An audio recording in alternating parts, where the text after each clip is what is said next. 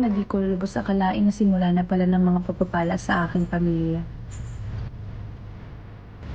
At noong araw na yon, kasama din Kuya Rab ang taong ngayon nasa tabi ko, taong malaking naging parte sa pagbabago ng buhay ko. Kaya naman sa photoshoot na ito, hindi ko maiwasan ng magsulat. Magsulat ng mga nararamdaman ko. Dahil hindi naman ako vlogger or actor para sabihin lahat ng ito. Kaya hindi ko pinalampas ang pagkakataon na ito. Unang-una, kulang ang salitang pasasalamat para magantihan ko ang kabutihan ng pamilya matibang. Kaya hindi ako magsasawang bigkasin ito sa bawat pagkakataon na pwede ko itong sabihin.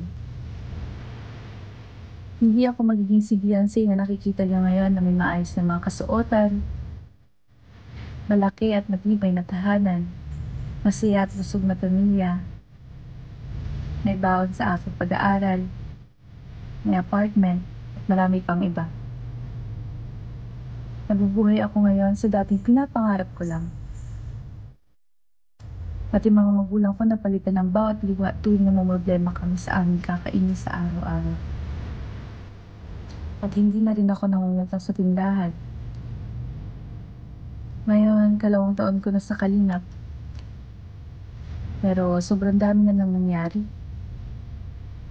May mga pagsubok man, pero mas nangibabaw pa rin ang biyaya ng ating Panginoon. Dagdag pa ang aking partner, kalab din na si Kalingap Edu, na kailanman hindi ako pinabayaan. Kahit minsan ay may away o tampuhan, ang dami niya rin advice sa akin, pero ganun din naman ako sa kanya. Nagdadamayan kami sa lahat ng problema. Tahimik lang siya pero napakalalim niyang umunawa at umintindi.